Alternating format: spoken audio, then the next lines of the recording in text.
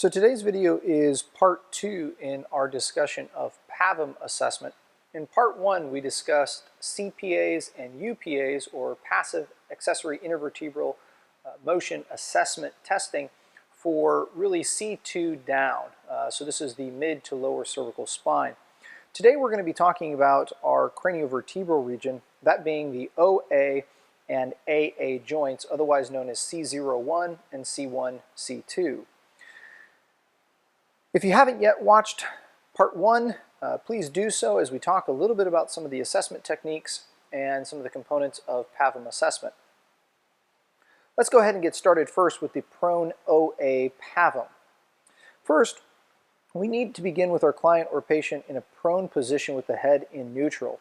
From this position, we're going to palpate the subocciput region for C0 and C1. Note that it is a little bit deeper than the other segments, given the fact that there is not a spinous process and kind of coinciding lamina to palpate. So we're going to be identifying here on the left-hand side C0, C1, or the OA joint. From here, we want to glide the paraspinals in a medial fashion. So the paraspinals are going to kind of lie right in this region. So we're going to bring those over. Typically, you're going to grab from the lateral side and pull over. You can bring your thumb in then on C0, C1. From this direction, force is applied in a PA direction towards the patient's orbit or eye. And so at this point, it's not a straight vertical fashion, but rather slightly angulated towards their eye. Initially, only apply light pressure and assess the amount of joint play at this joint, as well as the patient's response and end feel. The OA really should have minimal amount of joint play. This already lacks a great deal of range of motion, and so we're not expecting to find a fair amount of accessory motion.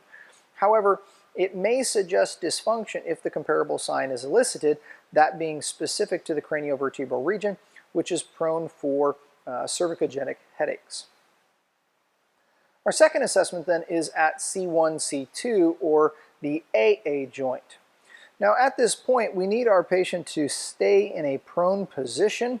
We want to palpate the facet joint of C1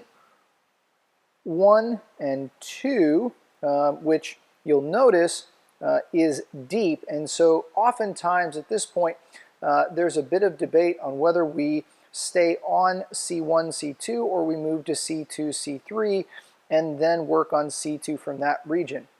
For my assessment, I will typically find the spinous process of C2 and then just drop lateral.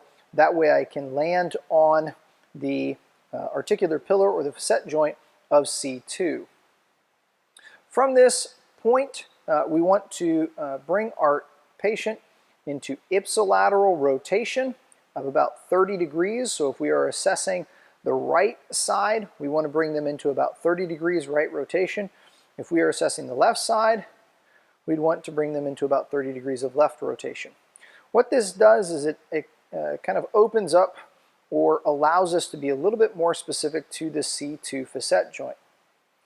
At this point, we're going to apply a PA force right on C2 facet joint.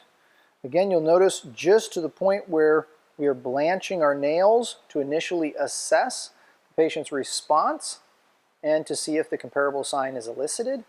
From there, we can move to assess end feel as well as the total amount of mobility or the grades that would be utilized in interventional care. Note that when we're making this assessment, if we find reproduction of the patient's concordant or comparable sign, that may suggest that there is involvement of the AA or C1, C2 joint. This being the craniovertebral region, this is a common area where we see cervicogenic headaches and other forms of high cervical discomfort and dysfunction.